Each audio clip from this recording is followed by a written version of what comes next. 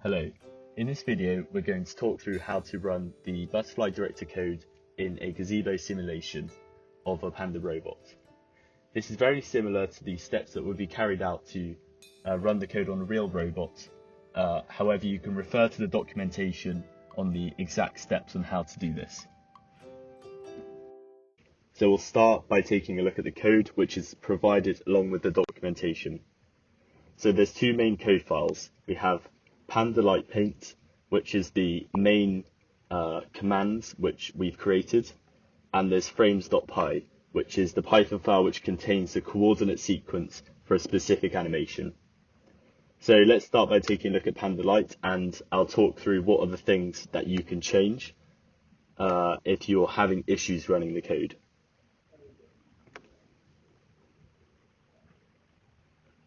So the only thing you need to worry about when running this code are these variables here. So these are things you can change if you're having issues or if you want to change the behavior of the animation slightly. Everything else should take care of itself, so don't edit it. So first of all, offset coordinates. So these are the X, Y, and Z coordinates of the center of the box in which we are drawing the animation frame. So as you can see, we've got it set to 0.5 meter in front of the robot and 0.5 meter off the ground. So this is quite a good place as the robot arm has a lot of redundancy to fulfill the animation request, and it's not stretching its arm out, not able to complete the motion plan. So these are offset rotation. So this is the pitch roll and yaw of the end effector when you are using the camera to take the photo. So this throughout the animation, the end effector will remain at this orientation, facing directly in front. If you want the light to point in a different direction, you can change these values. For example, if you have the camera on the side of the robot instead of in front, you would change these here.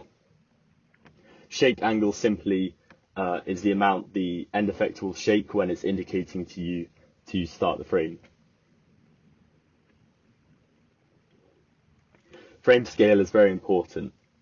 This will scale up your coordinates in your frame Python file so that they fit within the box. So essentially, if your units of your animation are in meters and this is too large, you can scale it by this value and it will automatically make sure it fits within the box.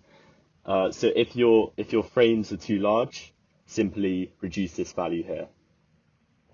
Processing time is the time it takes for the camera to process your photo. So this will be the delay between the robot drawing each frame of the animation. We have it set to 20 seconds as our camera is quite slow. You may be able to reduce this if your camera can process images really quickly. Then these are simply the distances the end effector will open and close to turn the light it is holding on and off. So if you use our recommended design, which is also provided in the documentation, you'll be able to use these values here, and this will enable the light to be turned on and off. So that's the main code file. We'll quickly take a look at frames. So this is an example frames file that we've created for you. This will draw the butterfly animation that we've got in our documentation. It's simply a list of lists where each frame, so this is a single frame of the animation, is made up of multiple coordinates that will be the motion plan will draw a line between as it runs. So you can set these to whatever you want. Just ensure that you change that frame scale value to ensure it's within the boundaries of the robot. Essentially, if you're getting an error in the terminal that says motion plan found but failed on execution, just reduce the frame scale value so that it fits within the box. So there's documentation provided on how to generate a animation like this in Rhinoceros, or you could type in the coordinates manually, but this might take you quite a while. But essentially this is quite a generic format for you to use. Okay, so let's start trying to get this to work in the simulation. So to get it to work in the simulation, you need to open Terminator, and split it into about 8 windows, just so you have enough space to do everything.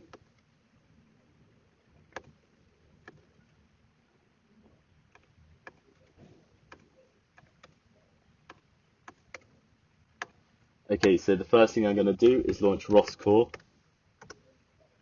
and then I'm going to start Gazebo by typing in the following commands. You can copy these from our documentation if you want to save time.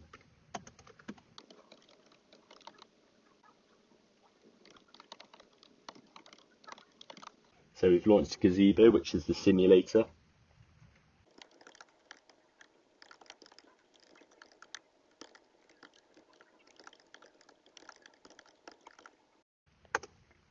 So this will add the Panda robot to the Gazebo simulation, which we can have a look at here. So you can see Pandas there ready to go. So the next step is to open Move It, which is what we're using for motion planning.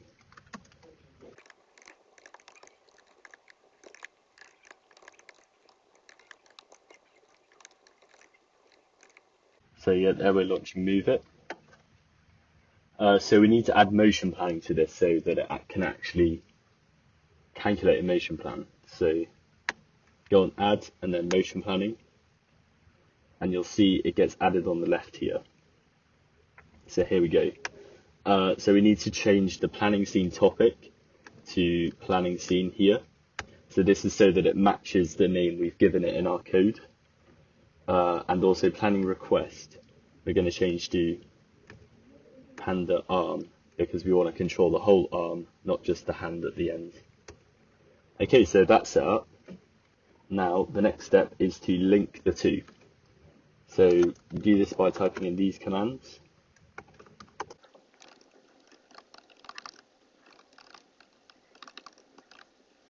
There we go. So everything's set up now. So when you're running the code, when you're running the paint code for the first time, you may have to run it twice. This is simply because in its current configuration, it is quite difficult for the robot to calculate the motion plan. So we'll run it once and we'll see what happens. So to do that, we simply navigate to the folder where we're storing the code.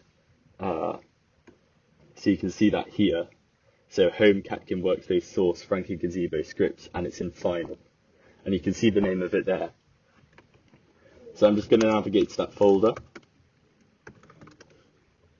by typing in the following.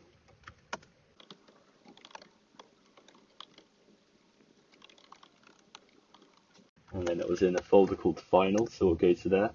And then we're going to type in Python, and then Panda Paint.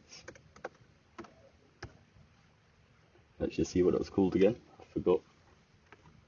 Panda Lights Paint.py.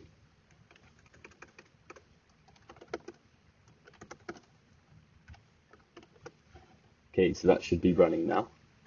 So we'll open up Gazebo, and we'll put the terminal on the side so we can see what happens.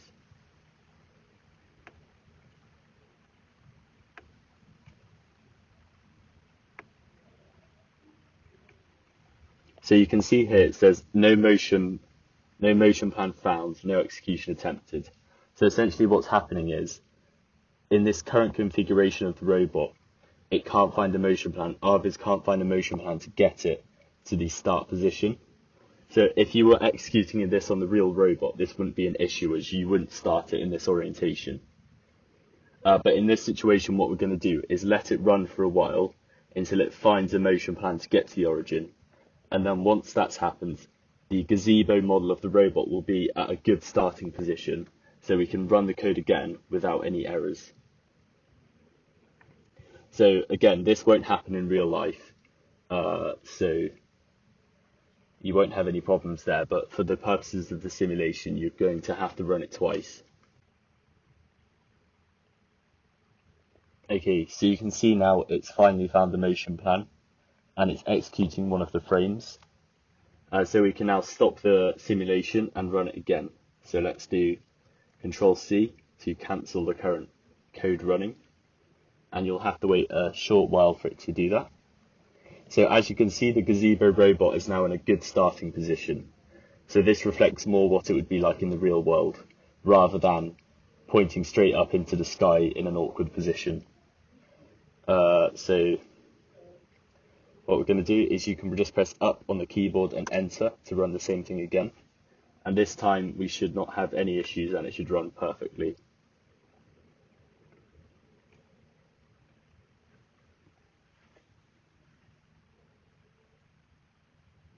Okay, so you can see it's moving to the origin and then it's beginning to draw the first frame.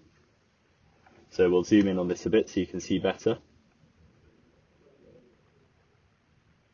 So don't worry about the robot being shaky in the gazebo. That's simply just the modelling error. When it runs in reality, it'll be a lot smoother.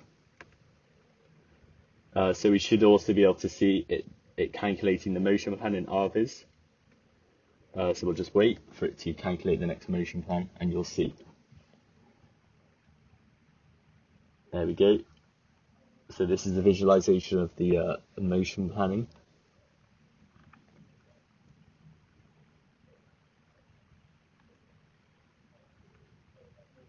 And then in the terminal here, you can see the messages being printed. So it says open shutter, close shutter. So when you're running this in real life, the camera operator will have to watch these so they know when to start recording and stop recording each photo. So that's how to run the robot in Gazebo Simulation. Thanks for listening. You can check out our documentation if you need more information.